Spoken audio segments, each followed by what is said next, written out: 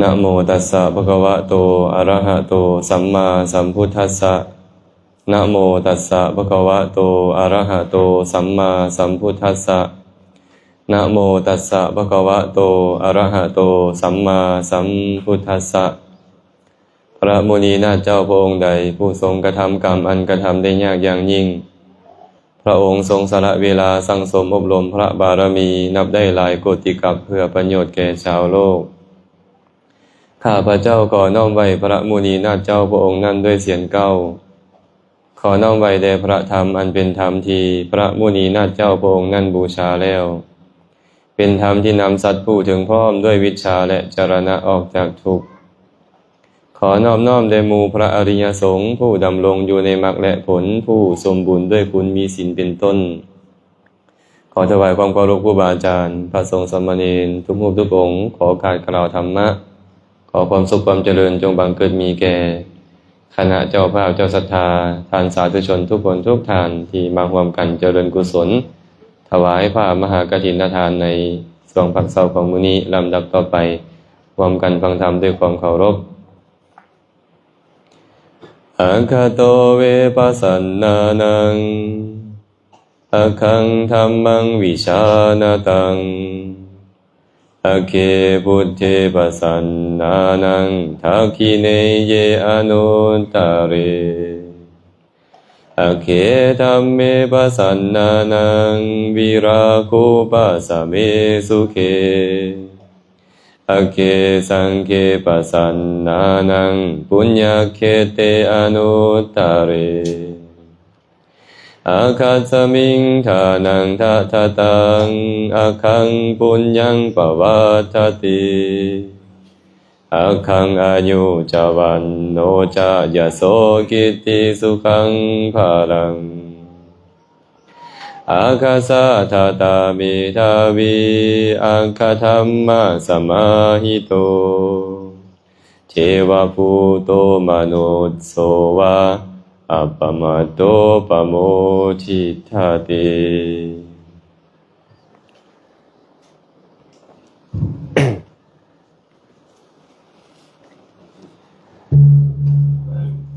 ขอการวาจารย์กล่าวธรรมะเนาะมื้อนี้ก็เป็นมื้ออันเป็นสิริมงคลเป็นมื้อที่พวกเราได้พร้อมอกพร้อมใจกัน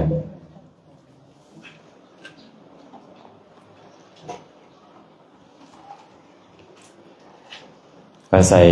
ทางคณะเจ้าภาพมื้อนี้ก็ครอบครัวของปามิงไปออกเตานำหน้าพาทางครอบครัวพอออกสมบูรณ์ออกล้านเนาะสุภารัตน์ว่ะไปออกตาไปออกสุภารัตน์พอออกลำพรไปออกธนงรักเนาะโอ้ที่จะซื้อมวลทั้งนั้นเลยนี่เนาะปานดาราไทยซื้อกางามใจกางามเนาะซื้อของจิตใจดีงามทาง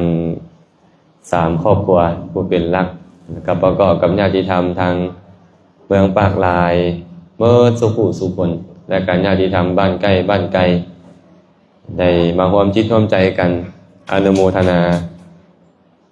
ในกุศลทานครั้งนี้ได้อาศัยบุคคลหนึ่งจึงเป็นปัจจัยให้กุศลของหลายๆคนเกิดขึ้นอันนี้เป็นเรื่องปกติเป็นเรื่องปกติคันถ้าหากว่า 2-3 คนพวกเพิ่นจะจอบมาถวายก็เป็นกฐินบ่เป็นกฐินคือเก่าเพื่ออาตมาเว้าให้ฟังเมื่อคืนนี่แหละว่าพวกอาตมาไปกันมีผ้าจีวรผืนเดียวไปถวายแก่พระองค์เดียวก็เป็นกฐินแล้วแต่ว่าคนอื่นบ่ได้บุญนำเนาะคนอื่นบ่ได้ร่วมอนุโมทนาบ่ได้คนขวยนะสั้นครั้งนี้พวกเราก็เลยเปิดโอกาสเจ้าภาพเพิ่นก็ใจใหญ่เปิดโอกาสให้ทุกคนเลยบ่ว่าจะมาแต่บ้านใกล้บ้านไกลบ่ว่าจะเป็นชาวบ้านชาววัดของพวกเรานี่แหละได้ความขนขวยกุศลความขนขวยบ่ว่าจะเป็นการหยิบจับวัตถุเข้าของการปัดกวาดเช็ดถูการเฮ็ดอีหยังต่างๆ เจ้าภาพใจกว้างมื้อนี้เนาะตัวเองก็อยากได้บุญอยากคนคอยให้หมู่ได้บุญนำก็สำเร็จประโยชน์ทางตนเองสำเร็จประโยชน์ทางผู้ร่วมผลขวยสำเร็จประโยชน์ทางผู้ร่วมอนุโมทนาบุญก็มีแต่เพิ่มพูนยิ่งขึ้นไปอันนี้ก็ขออนุโมทนาบุญนำก็อนุโมทนาบุญนำทางคณะเจ้าภาพเจ้าศรัทธาเพิ่นอาตมาเว้ามาตลอดว่าการเฮ็ดบุญสุนทรทานนี้บ่แม่นคนรวยเฮ็ดบ่แม่นคนมีเงินเฮ็ดคนมีศรัทธาเฮ็ดแม่นบ่พอออกล้านคันศรัทธาบ่เกิดขึ้นถึงมีเงินหลวงหลายภายมากก็บ่สามารถเฮ็ดได้คันเมื่อศรัทธาเกิดขึ้นแล้วแม่บ่มีเงินบางคนไปยืมเงินมาเฮ็ดก็ยังมีได้อาตมาคิดว่าเนาะอาตมาเคยเล่าเรื่องให้ฟังแม่นบ่มีพ่อออกผู้หนึ่งอยู่กับภรรยาและก็ลูกสาวอยู่ผู้หนึ่งก็เป็นคนถูกแต่ว่ามีศรัทธาแต่ละมื้อก็แต่งข้าวปลาอาหารไปถวายญาคูอยู่วัดแต่ปรากฏว่าครอบครัวของตัวเองทุกอย่างอาหารก็สิมีหยังล่ะก็ซุปผักเนาะแม่นบ่แจ่วปลาแดกประมาณนี้แหละคันเว้าภาษาบ้านเฮาก็ได้ครูบาอาจารย์เพิ่นก็มีคนไปถวายหลายอันหลายอย่างเพิ่นก็บ่ฉันของสองผัวเมียนี่นะเป็นหยังคือบ่ฉันบ่ถึกปากเพิ่นก็เลือกสรรแต่ตัวที่มันดีที่ถึกปากแม่นบ่คันแม่นพวกเฮานี่เสียใจบ่แม่นออกตาอุตส่าห์ตื่นแต่ดึกลุกแต่เช้าเฮ็ดไปถวายแล้วบ่กินของเฮานี่นะบ่ฉันของเฮานี่เป็นตาเครียดบ่ก็สิเป็นตาเครียดเด้เนาะแต่ว่าสองผัวเมียนี่บ่แม่นจังซั่นมาปรึกษากันเฒ่าเอ้ยเป็นหยังน้อเป็นหยังครูบาอาจารย์คือบ่ฉันของเฮาว่าซั่นก็ของเฮามันบ่ปานนี้เด้มันบ่ปานนี้เพิ่นก็บ่ฉันเฮ็ดจังไดล่ะเพิ่นสิฉันของเฮาบ่เครียดหาวิธีเมียก็เลยเว้ากับผัวว่าเฒ่าเอ้ยเจ้ามีลูกสาวอยู่บ่แม่นบ่เอาลูกสาวเจ้าอันนี้ไปจำนะไปจำเอาเงินมาเฮ็ดบุญเพิ่นว่าผัวก็ตกลงไปลมกับลูกเอาลูกไปจำเป็นคนใช้เขาจังสิไปหาเงินมาไทยเอาได้เงินมา12กหาปณะไปซื้อแม่งัวตัวบักใหญ่ได้12กหาปณะนี่ก็ได้ซื้อแม่งัวมาแล้วก็เลี้ยงอย่างดีรีดเอานมโอ้ไม่นี่เนาะ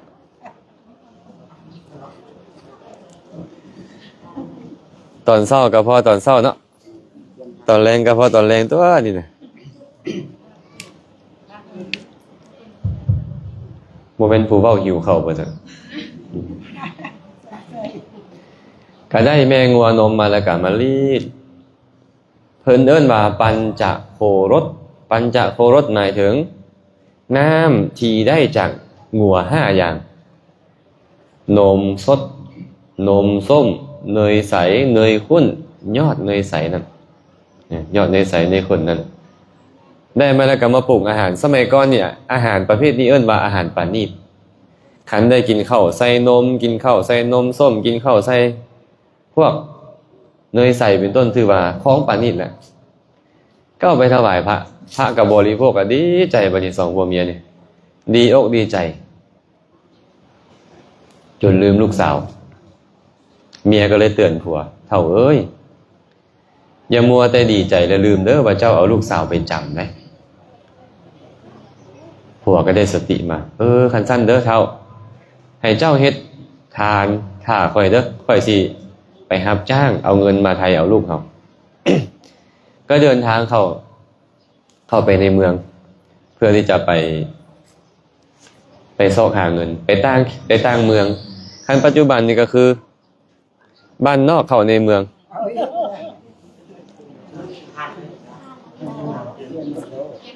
โอ้เนาะยาคูเวทอันไม่ยาคูใส่มาเอามาเอาของเฮาซะให้มันแล้วซะมีมาอยู่ไม่นี่ก็ได้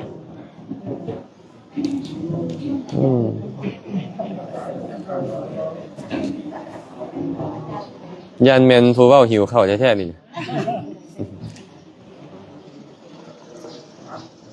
ตั้งเชิงเดียว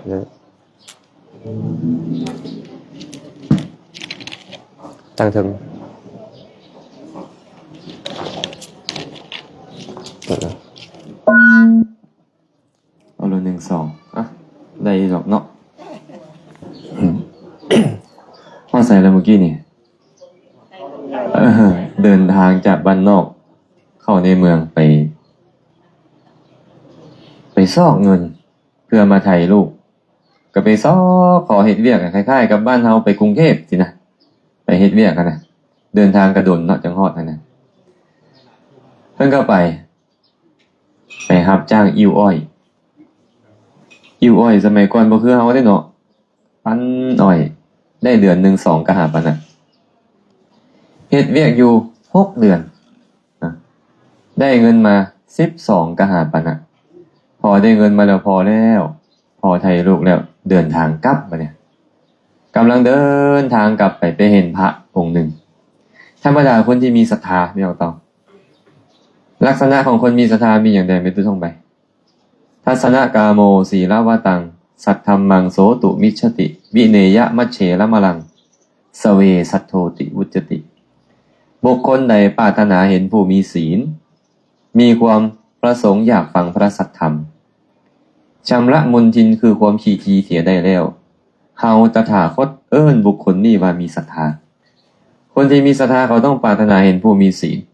ยินดีในการฟังธรรมและปราศจากความขี้ทีปรากฏว่าพอเห็นพระเท่านั้นน่ะบ่เห็นมาหลายเดือนแล้วบ่เห็นพระนี่นะรับจ้างหมู่งกอยู่ในเฮือนเพิ่นก่อนจะได้เงินหมู่นี่นะบ่เห็นฮอดพระสงฆ์ของข้าเจ้ามา6เดือนแล้วก็เลยเข้าไปกราบอาจารย์สิไปไสคะน้อยอาตมาสิไปฟังธรรมอยู่วัดพุ่นพอได้ยินคำว่าฟังธรรมคนมีศรัทธาเนาะให้คะน้อยขอไปได้ท้อนว่าซั่นไปนำกันก็ย่างไปแต่เช้าสวยเข้าเลยเนาะ9 โมง 10 โมงอาจารย์ได้อาหารแล้วบ่คะน้อยยังได้พอถ้าซั่นอาจารย์ท่าคะน้อยอยู่ห่มไม่นี่ซะถ้าขาน้อยอยู่ห่มไม่นี่ขาน้อยสิไปหาอาหารมาถวายเพิ่นก็ไปลากทางอยู่กระซอกบ่เห็นไผเนาะมีคนเดินทางผู้นึงกำลังจะเดินทางเขาก็จะเตรียมเข้าไปกินนำทางนะเพิ่นก็เลยไปลัดเขาพ่อเอ้ยเจ้ามีอาหารบ่มีข้าวมีน้ำบ่ให้ค่อยขอซื้อเลยค่อยสิให้1กหาปณะ1กหาปณะนี่นะคันปัจจุบันนี่นะเทียบได้ประมาณ 5,000 บาทข้าวคาบเดียวมันบ่พออีหยังขอซื้อ 5,000 บาทป้าโตบ่ข่อยจะบ่ขายข่อยจะขายแพงกว่านี้ข่อยบ่เอา1กหาปณะนะ 5,000 บาทนี่นะให้2กหาปณะ2ก็บ่เอา3ก็บ่เอาไล่ไปหมดก็บ่เอาข่อยให้เจ้าหมด12กหาปณะนี่ไปคันข่อยมีเป็น1,000กหาปณะมื้อนี้ข่อยก็จะให้เจ้าบ่เอาเอ้ยข้าวนี่ข่อยบ่ได้เอาไปกินเองข่อยจะเอาไปถวายทานแก่พระภิกขุองค์นึงเจ้าก็จะได้บุญนำข่อยนำว่าซั่นจังยอมพอนั่นก็ได้เอากระสั่นเอาไปได้เงินไป12กหาปณะเราได้อาหารไปแล้วก็ไปกราบพระอาจารย์ขอบาตรได้ขนาดพระเพิ่นก็เอาบาตรเดออกมาเราก็เคลียร์อาหารลงด้วยความเคารพเคลียร์อาหารลงครึ่งนึงพระก็เข้าใจเนาะที่มากินผู้เดียวได้จังได๋อาหารส่วนนี้ก็ต้องแบ่งกันนะก็เลยบอกว่าพอแล้วพออาตมาพอแล้วอาจารย์อย่าอนุเคราะห์ข้าน้อยในชาตินี้ให้อาจารย์อนุเคราะห์ข้าน้อยในชาติหน้าค่ะได้เป็นอย่างเราจึงบอกว่าจังซั่นคันอาจารย์แบ่งอาหารให้ข้าน้อยกินข้าน้อยก็จะบ่พออิ่มท้องดอกมื้อเนี่ยก็สิพอได้อยู่ท้องหน่อยนึงและอย่างหลายก็อยู่ได้7มื้อแล้วข้าน้อยก็ตายครับบ่มีอาหารใหม่แต่อาจารย์รับทานของข้าน้อยให้หมดมันจะเป็นปัจจัยให้อัตภาพต่อๆไปข้าน้อยจะบ่อึดบ่หิวในสังสารวัฏอันนี้ว่าซั่นอาจารย์จงอนุเคราะห์ข้าน้อยในชาติหน้าอย่าอนุเคราะห์ข้าน้อยชาตินี้เลยพระก็รับหมดแล้วก็ชั้นไปสารอิ่มแล้วก็กรองน้ำมาถวายอาจารย์ฮู้บ่ว่าข้าวคาบนี่นะข้าน้อยนี่เอาลูกข้าน้อยนี่ไปจำนำกับเจ้าไว้ได้เงินมา12กหาปณะมาซื้อแมงัวแล้วไปเฮ็ดบุญไปบีบเอานมงัวไปเฮ็ดบุญซุมื้อข้าน้อยมารับจ้างเขา6เดือนแล้วได้เงิน12กหาปณะเพื่อจะไปไทยเอาลูกข้าน้อยแต่มื้อนี้ข้าน้อยสละทรัพย์ที่มีในข้าน้อยทั้งหมดซื้ออาหารคาบนี้มาถวายทานพระอาจารย์ ขอท่านพระอาจารย์จงอย่าประมาทเถิดกันหน่อยใครเป็นอาตมาเนี่ยก็สิผ้าจกคอออกแล้วนี่นะ มันกินบ่ลงเนาะแม่นบ่ขั้นตอนบ่คันกินเพิ่นก็คือสิบ่กินดอกองค์นั้นน่ะเพิ่นรู้สึกว่าเขาบ่แม่นพี่น้องเฮาเลยนับเสื้อบ่เทิงกันเลยบ่ได้อยากให้ได้ให้หน้าตากล้าอีหยังจากเฮาแต่เขาต้องการบุญคิดว่าเฮานี่น่ะจะเป็นตัวบุญให้เขาให้เขาได้บุญตัดสินใจบอกแล้วนับตั้งแต่มื้อนี้เป็นต้นไปค่อยสิบ่กินข้าวของคนอื่นอีกตายก็อย่านอกจากจะบรรลุอรหันต์แล้วตั้งใจพากันไปบัดนี้ท่านเขาแล้วก็พากันไปฮอดวัดแห่งหนึ่งเตรียมจะไปฟังธรรมแล้วเรียบร้อย เข้าสู่ห้องเจริญสมณธรรมอย่างเดียวไม่ตุ7 มื้อบ่กินข้าวอีกเลยบรรลุเป็นพระอรหันต์ครับหลังจากบรรลุเป็นพระอรหันต์แล้วประกาศปีละครั้งประกาศเลยผู้ใดสงสัยในมรรคในผลในมาถามเผยเด้อแต่ว่าด้วยความจริงบ่ได้บอกที่พวกตัดอาหารมา7 มื้อแล้วนะตายไปตัวเองตายในมื้อที่7น่ะบ่ได้สารอาหารเด้สุดท้ายตายเนาะเป็นนั้นว่าพ่อนี่น่ะได้ให้ทานกับพระอรหัตตมรรคอรหัตตผลนึงนับตั้งแต่โสดาปัตติมรรคโสดาปัตติผลจนฮอดอรหัตตมรรคอรหัตตผลเราได้ให้ทานกันเนี่ยสุดท้ายแล้วพระราชาได้ยินข่าวเรื่องราวของเรากับมอบทรัพย์สมบัติให้เรานำชาปนกิจพระอรหันต์องค์นั้นที่อาตมานำเรื่องราวเรานี่มาบอกสู่ฟังว่าเป็นหยังอาตมาจึงบอกว่า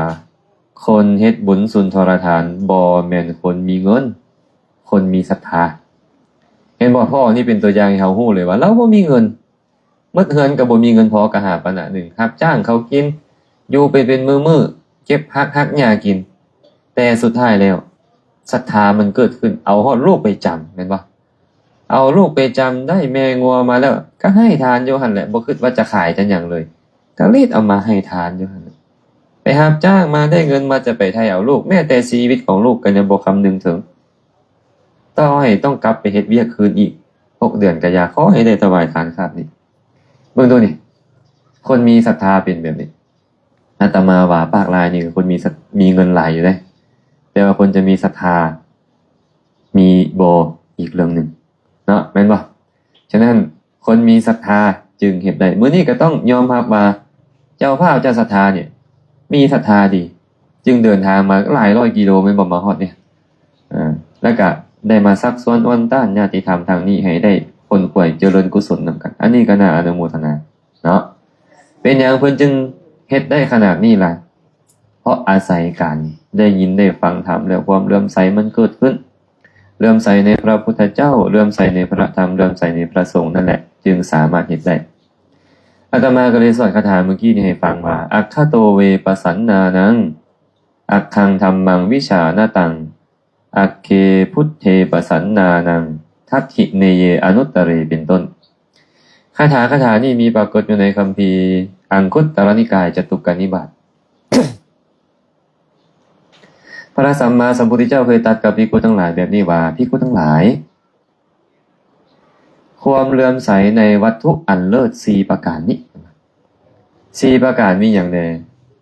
ภิกษุทั้งหลายในบรรดาสัตว์ทั้งหลายในโลกนี้บ่ว่าจะเป็นสัตว์2 เท่าก็ตามสัตว์4 เท่าก็ตามสัตว์มีหลายเท่าก็ตามสัตว์บ่มีเท่าก็ตามสัตว์มีรูปก็ตามสัตว์บ่มีรูปก็ตามสัตว์มีสัญญาก็ตามบ่มีสัญญาก็ตามสัตว์มีสัญญาก็บ่แม่นบ่มีสัญญาก็บ่แม่นก็ตามพระอรหันตสัมมาสัมพุทธเจ้าเป็นเลิศที่สุดในโลกบุคคลใดก็ตามได้ความเลื่อมใสในพระพุทธเจ้าผู้เลิศผลอันเลิศย่อมปรากฏแก่เขาพระพุทธเจ้าบอกแบบนี้เลยคันเจ้าได้ความเลื่อมใสในพระพุทธเจ้าผู้เลิศกว่าสัตว์ทั้งปวงเจ้าจะได้ผลอันเลิศยังบ่ได้เฮ็ดหยังเลยแม่เพียรเด้แค่มีความเลื่อมใสในพระพุทธเจ้าผู้เลิศพระพุทธเจ้าบอกว่าสัตว์2 เท่าแม่นบ่ได้สัตว์2 เท่าพวกเฮานี่แหละแม้แต่เป็ดแต่ไก่แต่นกหงส์เป็นต้นก็2 เท่าแม่นบ่สัตว์4 เท่านี่ล่ะพวกช้างพวกม้าพวกงัวพวกควายสัตว์บ่มีเท่าเด้พวกปลาพวกงู สัตว์มีเท่าไหร่เด้พวกขี้เข็บเป็นต้นเห็นบ่อันนี้เว้าเรื่องเท่าขึ้นมาสัตว์มีรูปเด้ล่ะพวกเขาทั้งหมดนี่มีรูปสัตว์ในอบายภูมิสี่กามวจรรูปาวจรมีรูปบ่มีรูปเป็นไผบ่มีรูปอรูปาวจรภูมิสี่สั้นอากาสานัญจายตนะวิญญาณัญจายตนะอากินจัญญายตนะและเนวสัญญานาสัญญายตนะเขาเอิ้นว่าภวัคคะพรหมพวกพรหมเหล่านั้นบ่มีรูปสัตว์มีสัญญาเฮานี่มีสัญญาบ่เฮานี่มีสัตว์บ่มีสัญญาเป็นไผอสัญญีสัตว์หรืออสัญญสัตตะพรหมสัตว์มีสัญญากับบ่แม่นบ่มีสัญญากับบ่แม่นเป็นไผพวกเนวสัญญานาสัญญายตนะพรหมนั่นแหละในบรรดาสัตว์ที่มีในโลกเนี่ยที่เป็นสิ่งที่มีชีวิตในโลกเนี่ยที่มีจิตมีใจในโลกเนี่ยพระพุทธเจ้าเลิศที่สุดในโลกบ่มีผู้ใดเลิศเท่าพระพุทธเจ้าผู้ใดก็ตามมีความเลื่อมใสในพระพุทธเจ้าผู้เลิศผลอันเลิศยอมปรากฏแก่เขาแม่นอย่างละผลอันเลิศอัคคะเป็นยอดเขาละแปลว่าเลิศแปลว่ายอดเนาะพระองค์ตรัสต่อไปว่าภิกษุทั้งหลายในบรรดาสังคตธรรมทั้งหลายอริยมรรคอันประกอบด้วยองค์8เป็นเลิศที่สุดในโลก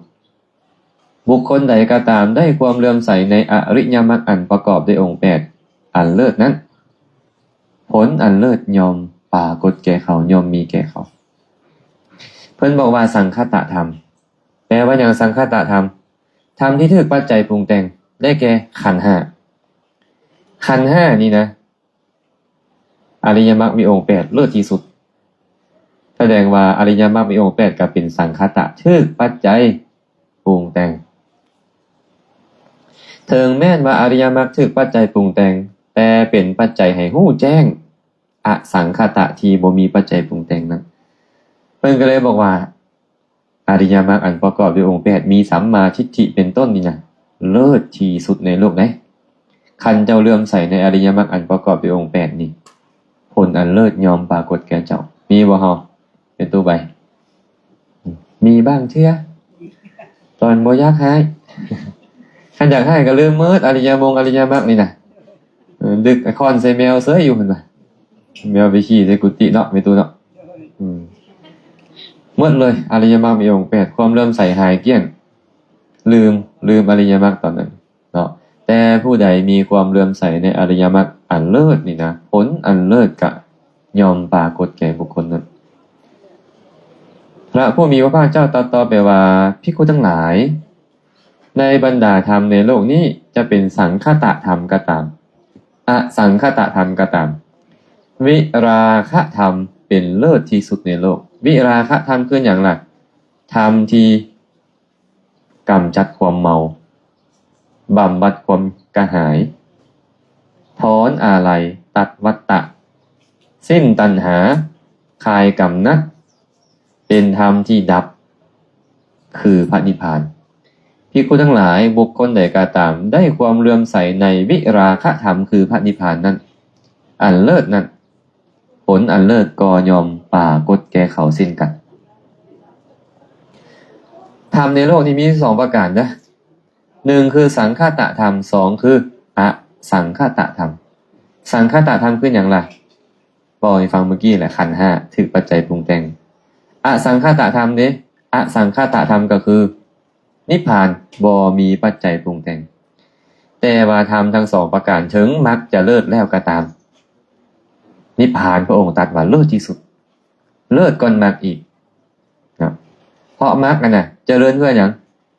เพื่อให้ฮู้แจ้งนิพพานนี่มีหลายชื่อมัทธนิมมัทธโนก็มีปิปาสาวินโยก็มีอรายสมุคคาโตก็มีตัณหัคขโยก็มีนิโรโธก็มีวิราโคก็มีนิพพานังก็มีแล้วแต่พระพุทธเจ้าที่ใส่บางสูตรใส่ตัวเดียวบางสูตรใส่หลายตัวแต่ความหมายก็คือนิพพานนั่นเองเนาะมีผู้ใดบ่ปรารถนานิพพานเมื่อกี้เนี่ยอาตมาว่าได้เว้าไปนำไม่ออกเตาแล้วเมื่อกี้นี่เนาะขอบุญนี้จงเป็นปัจจัยแก่พระนิพพานฮู้แล้วบ่ล่ะนิพพานเป็นจังได๋ มีเมตู้หนึ่งตอนอาตมามาจำพรรษาอยู่ลาวใหม่ๆพรรษาแรกเลยไปจำอยู่วันจุ่มเลยว่าเรื่องนิพพานเพิ่นกระถวายทานแบบพอไม่ออกว่าเมื่อกี้นี่แหละนิพพานังปรมังสุขังนิพพานะปัจจโยโหตุมันมาถวายอาหารมาอาตมาก็ตักอาหารเนี่ยเรียบร้อยกันถามไปโตปรารถนานิพพานบ่ขนาดเฮ็ดบุญน่ะโดยปรารถนานิพพานฮู้แล้วบ่นิพพานเป็นจังได๋บ่จักค่ะหน่อยเพิ่นว่าบ่จักนิพพานได้อยากให้ถึงนิพพานได้จังได๋ก็เลยถามเพิ่นอาตมาที่ถามเพิ่นไปตู้นะคันว่าอยากไปนิพพานนี่น่ะต้องฮู้นิพพานก่อนได้นิพพานเป็นจังไดบ่ฮู้อยากฮู้บ่อยากฮู้ว่าซั่นแม่ตู้นิพพานนี่บ่มีตาแม่ตู้จะบ่ได้เห็นรูปเห็นลูกเห็นหลานเลยได้นิพพานบ่มีหูจะบ่ได้ฟังเสียงผู้ใดแล้วนิพพานบ่มีดังบ่ได้ดมกลิ่นอีหยังแล้วนิพพานบ่มีลิ้นบ่ได้ชิมรสชาติอีหยังนิพพานบ่มีร่างกายแล้วบ่ได้สัมผัสถูกต้องอีหยังและนิพพานบ่มีใจจะบ่รู้สึกอีหยังอีกแล้วอยากไปบ่ล่ะแม่ตู้นิพพานบ่เขาเลยบ่ไปแล้วแบบนี้น่ะเพิ่นบ่ไปแล้วนิพพานนี่นะว่าซั่นเพิ่นเข้าใจว่านิพพานเป็นเมืองแก้วเมืองสวรรค์ไปอยู่แล้วมีความสุขโดยส่วนเดียวบ่แม่นนิพพานก็คือความดับอาสวะกิเลสเมื่ออาสวะกิเลสตัณหาถูกดับแล้วตาก็บ่มีหูก็บ่มีดังลิ้นกายใจบ่มีมันก็บ่ต้องทุกข์เพราะตาเพราะหูเพราะดังเพราะลิ้นเพราะกายเพราะใจนี่ที่เฮาทุกข์ซุมื้อนี้เฮาทุกข์ย้อนหยังย้อนตานี่แหละได้เห็นสิ่งที่บ่มักก็ทุกข์มันบ่พอละอยากเห็นสิ่งที่มักบ่ได้เห็นเด้โอ้ยทุกข์อีกแหละได้ฟังเสียงที่บ่มักทุกข์อยากฟังเสียงที่มักบ่ได้ฟังทุกข์ทั้งดังคือกันเนาะอยากดมกลิ่นที่มักบ่ได้ดมก็ทุกข์ได้ดมกลิ่นที่บ่มักก็ทุกข์ทางลิ้นทางกายทางใจโอ้แสดงว่าความทุกข์มันบ่ได้อยู่บนอื่นนี่นะมันอยู่ตาหูดังลิ้นกายใจยังอยากมีอีกบ่ละตานี่นะยังอยากมีอีกอยู่บ่สิเป็นโรคตาเด้บอกลาเด้มีตามันสิเป็นโรคตาพร้อมมีอีหยังมันสิเป็นโรคอันนั้นมีขาก็เป็นโรคขาอยู่นี่แหละอันสั้นนิพพานนี่แหละเลิศที่สุดเพราะมาดับพวกนี้ดับตัณหาอันยินดีในรูปเสียงกลิ่นรสสัมผัสเป็นต้นนี้เมื่อดับตัณหาแล้วมันก็บ่สร้างตาหูดังลิ้นกายใจให้เฮาเมื่อเฮาบ่มีตาหูดังลิ้นกายใจพวกเฮาก็บ่ต้องท่านเขาเลยบอกว่านิพพานังปรมังสุขังนิพพานะแปลว่าอย่างนิพพานะเนี่ยนิพพานะแปลว่าความดับธรรมอันเป็นเครื่องดับหยังดับกิเลสเมื่อดับกิเลสและขันธ์ห้าที่ดับหรือแปลอีกอย่างหนึ่งก็คือธรรมที่ออกจากหยังออกจากคุกเฮานี่ถูกขังเดี๋ยวนี้ขังอยู่ในคุกคือสังสารวัฏนี่ให้เฮาเวียนตายเวียนเกิดเวียนตายเวียนเกิดอยู่เนี่ยเฮาจึงชื่อว่าผู้กำลังถูกขังอยู่ในคุกคือสังสารวัฏนิพพานนี่แปลว่าธรรมที่นำออกไปออกจากทุกข์คือกรงขังนี่คันผู้ใดก็ตามถึงยังบ่ได้บรรลุถึงมรรคผลนิพพานเลยได้ความเลื่อมใสในธรรมอันเลิศเนี่ยเลื่อมใสในพระนิพพานอันเลิศเนี่ยนึกถึงนิพพานอยู่เรื่อยๆเนี่ยบุคคลนั้นยอม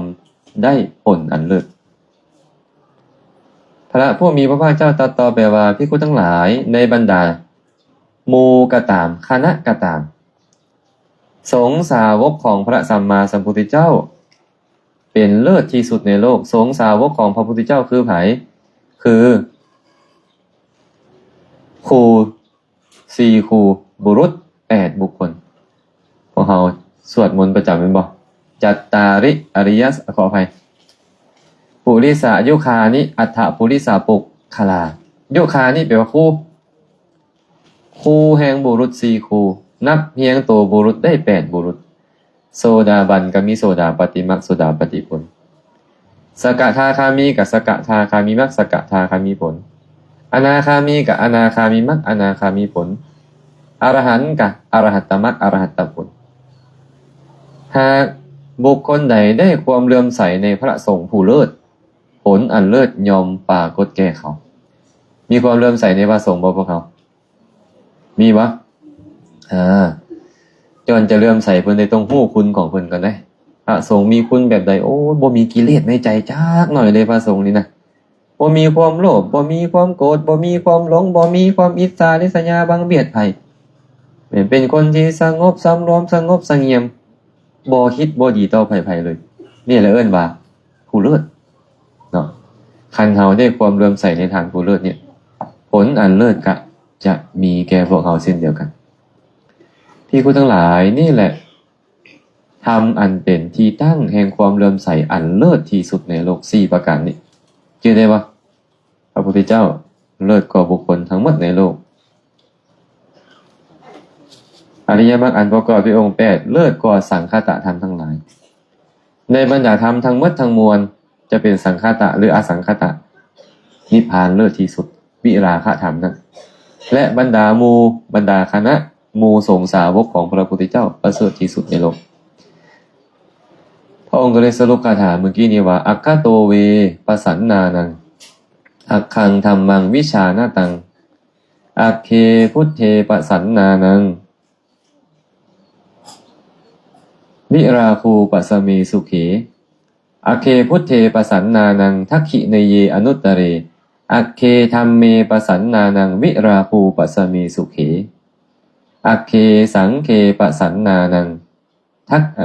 ปุญญเขเตอนุตตเรอัคคสมิงทานังท่าตังอัคคังปุญญังปวัฏติอัคคังอายุจวันโนจะยะโสกิติสุขังพลังอัคคสะทาตาเมทาวีอัคคธรรมะสมาหิโตเทวะภูโตมนุสโสวาอัคคปโตปะโมทติเอวาบุคคลใดก็ตามเลื่อมใสในธรรมอันเลิศผู้แจ้งธรรมอันเลิศมีความเลื่อมใสในพระพุทธเจ้าผู้เป็นเลิศกว่าหมู่โดยความเป็นทักขิเนยบุคคลทักขิเนยบุคคลเป็นว่าบุคคลผู้เลิศที่สุดในบรรดาผู้ชำระทานผู้ควรรับทานพระพุทธเจ้าประเสริฐที่สุดเลยทักขิเนเยอนุตตเรผู้ควรแก่ทักขินาทานอันสูงสุดในโลกเลื่อมใสในพระธรรมอันเป็นธรรมที่กำจัดกิเลสวิราคูปสมีสุขีแปลว่าคลายกำนัดเข้าไปสงบกิเลสเป็นเหตุให้เกิดสุขธรรมนี่นะ ธรรมของพระสัมมาสัมพุทธเจ้าแท้ๆนี่นะต้องคลายกำนัดเข้าไปสงบกิเลสทั้งหลายและให้ได้เป็นสุขคันไปนั่งปฏิบัติธรรมแล้วเป็นทุกข์อยู่เนี่ยแม่นบ่บ่นี่เพราะอะไรนะไปนั่งปฏิบัติธรรมแล้วโอ้ยทุกข์แท้ทุกข์แท้ดิแสดงว่าปฏิบัติธรรมบ่ถูกเนาะคันไปนั่งปฏิบัติธรรมเลยแฮงกำนัดยินดีแฮงถือเนื้อถือโตขึ้นเรื่อยๆนี่ห่วยมันบ่แม่นแล้วได้นี่ไม่ออกน้อยอยู่ไสไม่ออกน้อยปฏิบัติธรรมล่ะบ่คลายกำนัดเลยให้ยินดีพอใจแฮงกำนัดขัดเคืองยิ่งขึ้นโอ้บ่ถูกแหละบ่แม่นธรรมที่พระพุทธเจ้าเว้าถึงแล้วนี่เนาะบ่สงบกิเลสได้แห่งปฏิบัติและแห่งฟุ้งซ่านแห่งรำคาญแห่งยึดถือโอ้แสดงว่าคนละเรื่องแหละธรรมของพระพุทธเจ้าอันเลิศที่สุดในโลกพระองค์เลยบอกว่าวิราคูปสเมสุขีคลายกำนัดเด้อเข้าไปสงบกิเลสได้เฮ็ดสุขให้เกิดขึ้นนะนี่เอิ้นว่าธรรมอันเลิศเลื่อมใสในพระสงฆ์ผู้เลิศผู้เป็นนาบุญอันเลิศที่สุดในโลกปุญญเขเตอนุตตเรปุญญเขเตแปลว่าบุญญเขตแปลว่านาบุญอันยอดเยี่ยมของโลกนาที่ดีที่สุดในบรรดานาปลูกบุญก็คือพระสงฆ์พระสงฆ์นั่นแหละแต่จะเอามาจะใส่ล่ะเอานะไม่เอาเตาเอามาจะใส่พระอรหันต์พระอนาคามีพระสกทาคามีพระโสดาบันยากที่สุดเนาะเพราะฉะนั้นเวลาเราเฮ็ดบุญให้ทานเราบ่ได้ขนาดนั้น เราจึงต้องน้อมใจหาทานเหล่านั้นโดยอาศัยครูบาอาจารย์คือมื้อนี้ก็คือครูบาอาจารย์ที่จำพรรษาอยู่วัดนี้แหละและน้อมนึกถึงพระอริยสงฆ์ผู้เป็นยอดของบุญญาเขตนั้นนึกถึงพระอริยสงฆ์แล้วก็น้อมถวายบูชาพระสงฆ์โดยมีเพิ่นนี่เป็นตัวแทนครับเพราะพระพุทธเจ้าอนุญาตผู้จำพรรษา พระองค์เลยตรัสต่อไปว่าอัคคัสมิงทานังท่าตังอักขังปุญญังปวัตถติอักขังอายุจะวันโนจะยะโสกิตติสุขังพลังบุคคลใดได้ความเลื่อมใสในพระพุทธพระธรรมพระสงฆ์แล้วได้ให้ทานในทานผู้เลิศเหล่านั้นอักขังอายุจะวันโนจะอายุอันเลิศก็ตามวันนะอันเลิศก็ตามยะโสยศอันเลิศก็ตามกิตติเกียรติอันเลิศก็ตามสุขะความสุขก็ตามพลังกำลังก็ตามอันเลิศยอมป่ากดแก่เขายอมมีแก่เขาแสดงว่าให้ทานนี่นะได้ทั้งอายุวันนะยศเกียรติความสุขกำลังมาทั้งหมดเลยมาทั้งหมดเลยเฮาให้เลิศซ้ำใดผลอันเลิศมันกัดเกิดขึ้นแก่พวกเอาหลายสัมพันธ์ฉะนั้นพระองค์ก็เลยตรัสต่อไปว่าอัคคสะทาตาเมธาวีเมธาวีแปลผู้มีปัญญาอัคคธรรมสมาหิโตเขาเป็นผู้ตั้งมั่นแล้วในธรรมอันเลิศนั้นได้ให้ทานอันเลิศนั้นพร้อมเขาจะยังเป็นมนุษย์อยู่ก็ตามเป็นเทวดาก็ตามยอมเป็นผู้เลิศบันเทิงอยู่เอาแล้วไม่ออกเตาได้เฮ็ดในสิ่งที่เลิศสมมุติมื้อนี้พอกล้านไม่ออกตานี่เนาะคณะทั้งเพิ่นทั้งหมดเนี่ยมีความเลื่อมใสในพระพุทธเจ้าผู้เลิศแล้วเห็นบ่เลื่อมใสในธรรมอันเลิศแล้วเลื่อมใสในสงฆ์ผู้เป็นบุญญาคิดอันเลิศแล้วได้ถวายทานในสงฆ์ผู้เลิศอีกเขาถึงแม้นวันยังบ่บรรลุถึงมรรคผลนิพพานดอก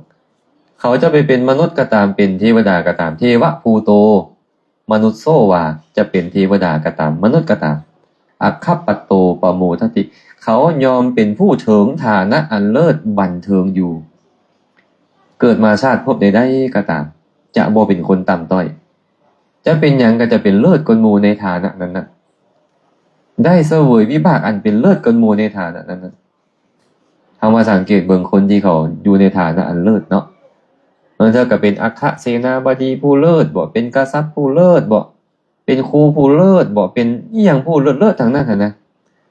ทานทั้งหลายเหล่านั้นก็เฮ็ดในสิ่งที่เป็นเหตุของความได้พบสิ่งที่เป็นยอดเป็นเลิศแบบนั้นมากันทั้งหมดเลยญาติโยมเอ้ยถึงอุปนิสัยของเฮาปัจจุบันนี้ยังบ่คันบรรลุถึงมรรคผลนิพพานเจ้าไปเป็นเทวดาก็เป็นเทวดาผู้เลิศกันหมู่จะเป็นมนุษย์ก็เป็นมนุษย์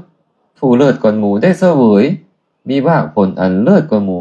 และแน่นอนคนที่เลื่อมใสในพระพุทธพระธรรมพระสงฆ์ได้อุปถัมภ์พระเจ้าพระสงฆ์อยู่นี่บ่บรรลุมรรคผลนิพพานบ่มีสุดท้ายต้องบรรลุมรรคผลนิพพานแน่นอน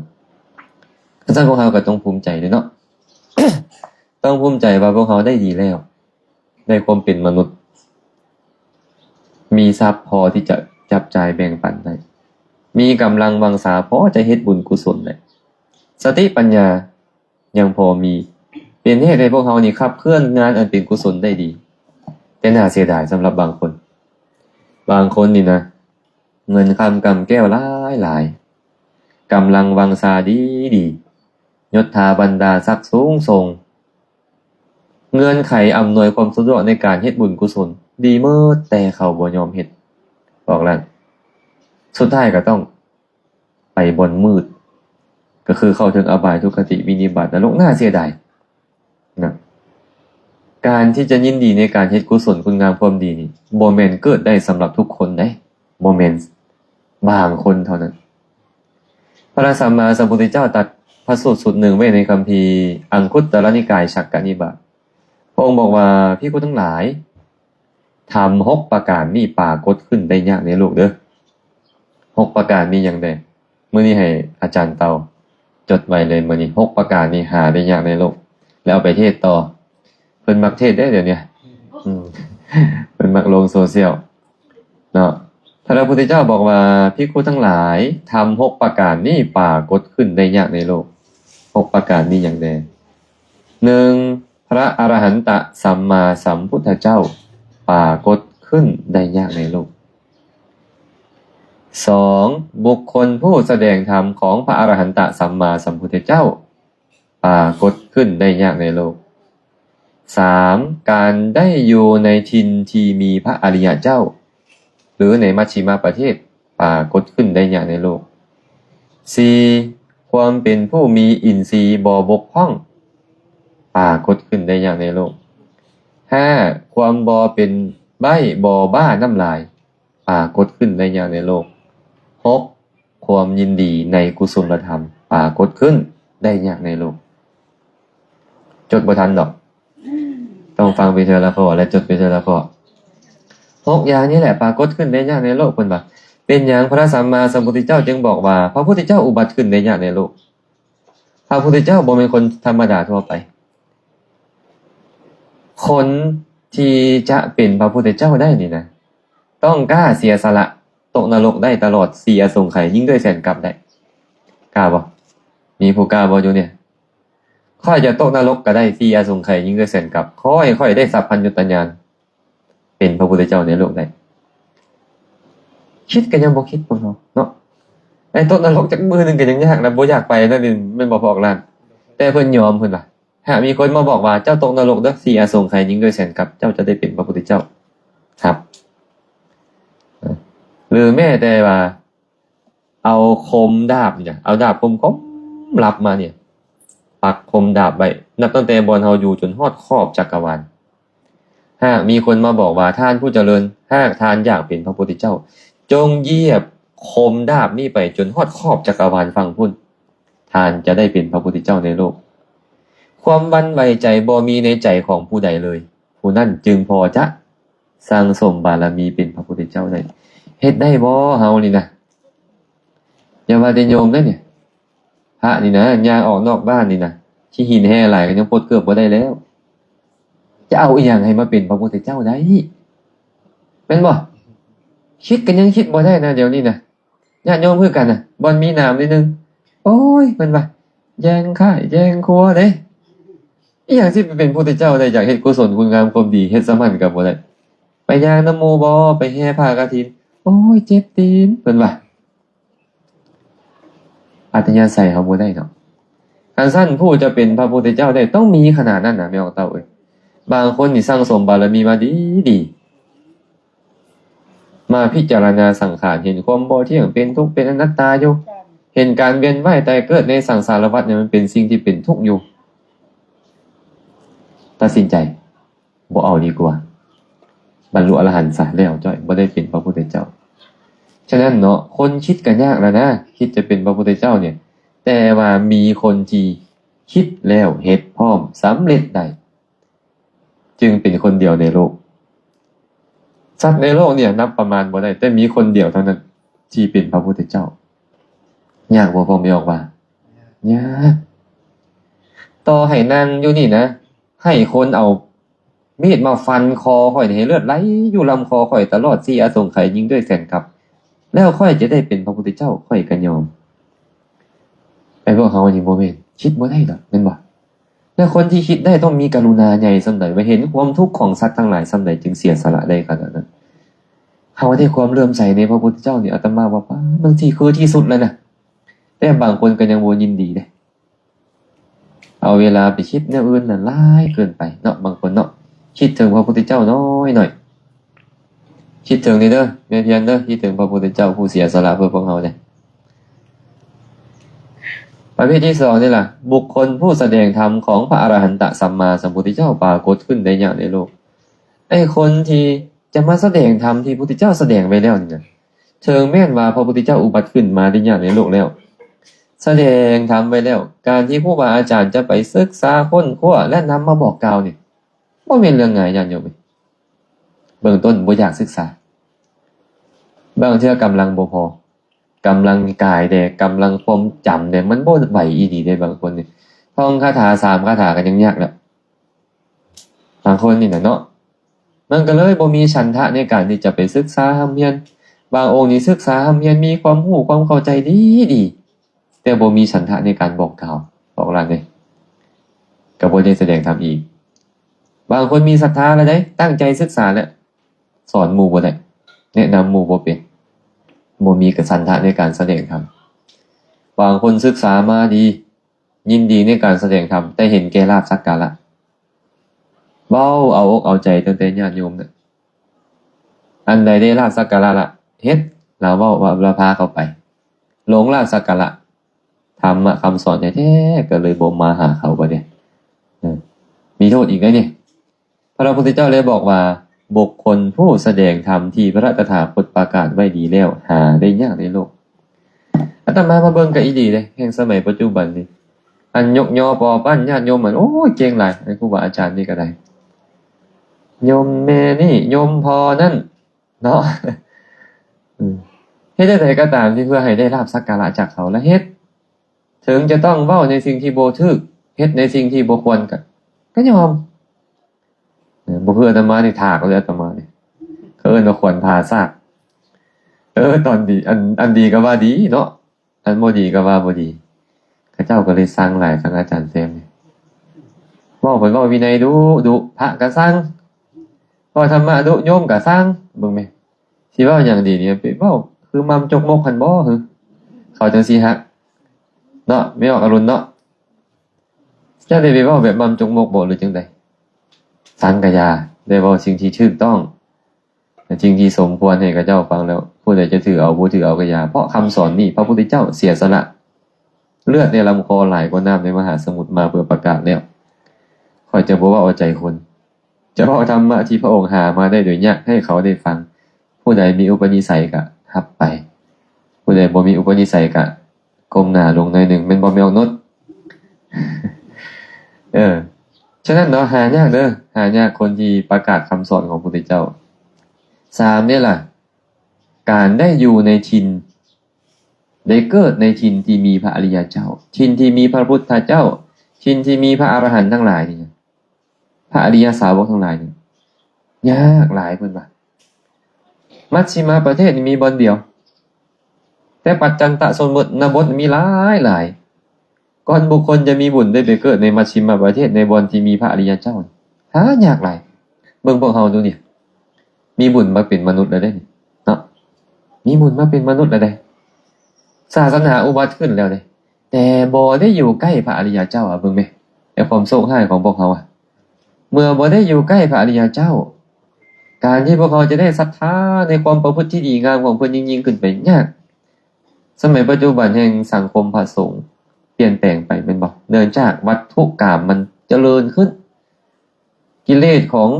คนทุกคนบ่ว่าจะเป็นพระสงฆ์องค์พระเจ้าบ่ว่าจะเป็นญาติโยมมันก็เพิ่มพูนเมื่อเพิ่มพูนแล้วมันก็ไหลไปตามวัตถุกรรมอากัปกิริยาบางอย่างก็ที่สมควรมันก็หายไปที่บ่สมควรมันก็เพิ่มขึ้นมันเลยบ่ยังใจเฮานี่ให้ได้ความเลื่อมใสเท่าที่ควรแม่นบ่หากว่าเฮาได้พ่อพระอริยเจ้านี่เพิ่นรักษาศีลด้วยชีวิตสินะเพิ่นสงบสำรวมอินทรีย์รู้จักประมาณในการบริโภครู้จักการวางตัวในสมาคมต่างๆเฮาสิได้ความเลื่อมใสขนาดใดแม่นบ่แต่เฮาบ่ได้ฉะนั้นพระพุทธเจ้าเลยบอกว่าการได้อยู่ในถิ่นที่มีพระอริยเจ้าหรือในมัชฌิมาประเทศเป็นเรื่องที่หาได้ยากในโลกประการที่3ข้อที่4อินทรีย์บ่บกพร่องความเป็นผู้มีอินทรีย์บ่บกพร่องหาได้ยากในโลกเกิดมาแล้วจะหูดีตาดีทั้งหมดนี่นะจิตใจดีนี่นะยากไม่เอาเลยยากไหนบางคนหูหนวกบางคนตาบอดบางคนพิการนี่นั่นอยู่บ่สมบูรณ์พระพุทธเจ้าเลยบอกว่าการที่จะมีอินทรีย์บ่บกพร่องเนี่ยมันหาได้ยากในโลกข้อที่5บ่เนี่ยความบ่เป็นใบ้บ่เป็นบ้าน้ำลายหาได้ยากในโลกบางคนเกิดมาก็เป็นบ้าแต่กำเนิดก็มีเป็นใบ้แต่กำเนิดก็มีเห็นบ่จะให้บ่เป็นบ้าบ่เป็นใบ้มีสติมีปัญญาดีเนี่ยหาได้ยากอีกแหละหาได้ยาก5อย่างแรกนี่นะไม่ออกเตาพระพุทธเจ้าอุบัติขึ้นมาในโลกหาได้ยากแต่ไม่ออกเตาได้แหละผู้แสดงธรรมที่พระตถาคตประกาศไว้ดีแล้วก็ยังพอมีให้พวกเขาได้ยินได้ฟังอยู่ในถิ่นที่มีพระอริยเจ้าเอาและพระอริยเจ้าบ่มีอยู่ก็ตามแต่ธรรมของพระอริยเจ้ายังถูกประกาศอยู่ถึงบ่มีเพิ่นก็เหมือนมีเพิ่นแม่นบ่อินทรีย์บ่บกพร่องเขาก็ตาดีอยู่เด้เนี่ยหูดีอยู่เด้แขนขาดีอยู่เด้แม่นบ่เฮาบ่ได้เป็นบ้าบ่ได้เป็นใบ้อีกแม่นอภิญญาวะดีสติปัญญาพอมีอยู่แต่ข้อสุดท้ายนี่นะความยินดีในกุศลธรรม เขาบ่มีเดี๋ยวนี้ความยินดีในกุศลธรรมหาได้ยากในโลกขนาดว่าสิ่งที่เป็นบุญเป็นกุศลเป็นความดีงามนะหมู่พาเฮ็ดกันอยู่บักหลายๆเฮายังน้อมใจไปเฮ็ดนำได้ยากแม่นบ่เฮาฮู้อยู่ว่าการคิดแบบนี้ดีแต่เฮายังคิดได้โดยยากการเว้าแบบนี้นี่มันดีแต่เฮายังเว้าได้โดยยากการเฮ็ดแบบนี้มันดีเฮาเฮ็ดยากนะญาติโยมเป็นหยังคือเป็นขนาดนั้นอันนี้บ่ได้เว้าแต่พวกญาติโยมนะโตอาตมาเองคือกันครูบาอาจารย์หรือทานอื่นๆคือกันยินดีในการคิดในสิ่งที่บ่ดียินดีในการเว้าในสิ่งที่บ่ดียินดีในการเฮ็ดในสิ่งที่บ่ดีสิ่งที่ดีกลับเฮ็ดบ่ได้คิดยากฝากพ่อออกร้านไปลองนั่งอยู่ซื่อๆมื้อนึงลองนั่งคิดดีสิคิดได้ส่ำใดหลายๆนาทีให้ฟังนะพ่อออกร้านไปจดมาเด้อมื้อนึงพอให้พ่อออกร้านรับผิดชอบเด้อมามื้อหลังมาที่ถามพ่อออกร้านเป็นจังไดไปจดมาเลยยังอันส่วนเวลาที่คิดดีได้หั่นน่ะตั้งใจเลยตั้งใจสิคิดดีแล้วได้จักนาทีมืดๆหั่นบ่ว่าฮอดชั่วโมงได้จักนาทีจดไว้โอ้ยฟุ้งซ่านอีกแล้วเคลียร์ที่เคียงซ่านแล้วมานับไหมได้จากวินาทีแล้วฟุ้งซ่านอีกแล้วนับเอาไปเป็นนี่ยากไหนเอาตอนนี้ข่อยเว้าดีข่อยแนะนำสิ่งที่เป็นประโยชน์ในคนอื่นจดไว้ได้เว้าได้จักนาทีและตอนเจ้ากำลังขวนขวายเฮ็ดความดีอยู่ได้จักนาทีได้จักวินาทีจดเอาไว้มื้อนึงเนี่ยอาตมาว่าบ่เกินครึ่งชั่วโมงนึงแต่ละคนนี่นะขนาดไปนั่งสมาธินะพอใจสงบนิดนึงฟุ้งซ่านไปแล้วโอ้ยอยากให้หมู่มานั่งนำเฮาได้พุ่นน่ะเพิ่นไปแล้วเด้ฟุ้งซ่านอีกแล้วนั่งละคิดใจสงบนิดนึงโอ้ข่อยสิไปเฮ็ดแนวนี้สิไปเฮ็ดแนวนั้นพุ่นน่ะไปกันใหญ่สั้นๆนี่เนาะพระพุทธเจ้าเลยบอกว่าความเป็นผู้ยินดีในกุศลธรรมปรากฏขึ้นได้ยากในโลกอันอื่นเฮาได้หมดแล้วความเป็นมนุษย์หาได้ยากเฮาได้แล้วพระพุทธเจ้าอุบัติขึ้นมาในโลกแล้วธรรมะคำสอนมีคนมาแสดงให้ฟังแล้วอวัยวะสมบูรณ์บ่พิกลบ่พิการแล้วบ่ได้เป็นบ้าบ่ได้เป็นใบ้แล้วยังข้อเดียวนี่มันคือยากแท้ยากแท้กุศลครั้งนี้คือกันหลายๆคนมีกำลังภายนอกที่สามารถที่ได้แต่กำลังคือกุศลนี่นะโดยเฉพาะศรัทธานี่นะที่จะกระตุ้นให้มาเฮ็ดเนี่ยมันยากมันบ่แม่นเรื่องง่ายเนาะฉะนั้นพระองค์ได้ตรัสไว้แบบนี้มื้อนี้เฮาจึงชื่อว่าเฮ็ดในสิ่งที่เฮ็ดได้โดยยากอันเป็นปฏิปทาของพระอริยเจ้าทั้งหลายก็น่าชื่นชมยินดีนำคณะเจ้าภาพเจ้าศรัทธาเพิ่นเนาะก็คงจะบ่เว้าอีหยังหลายซึ่งเช้านี้มื้อคืนนี่ก็คือว่า3ชั่วโมงพุ่นเนาะเมื่อคืนนี่เขาก็บอกว่าอาจารย์จะเทศน์หลายเด้อว่าซั่นก็บ่เทศน์หลายดอกเทศน์เทื่อละน้อยเทศน์เทื่อละคำ2คำแต่มันไปเรื่อยๆเนาะมันก็เลยหลายเองก็มันก็คงจะพอสมควรแล้วมื้อนี้ก็ขออนุโมทนานำคณะเจ้าภาพเจ้าศรัทธาพร้อมด้วยเพิ่นมิตรสหายและก็ญาติโยมบ้านแสงลายบ้านใกล้เคียงทั่วเมืองปากลายหรือสถานที่อื่นๆที่มาร่วมกันขวนขวายกุศลคุณงามความดีก็ขอให้กุศลคุณงามความดีทั้งหมดจงเป็นปัจจัยอำนวยอวยไสให้ทุกคนทุกทางจงได้ประสบพบเจอแต่ความสุขปราศจากทุกข์ทั้งปวงหากปรารถนาสิ่งหนึ่งประการใดอันเป็นไปในทางที่ชอบประกอบด้วยธรรมแล้วก็ขอให้ความปรารถนาของทุกคนทุกทานจงสำเร็จโดยทั่วกันทุกทานทุกคนเทอญ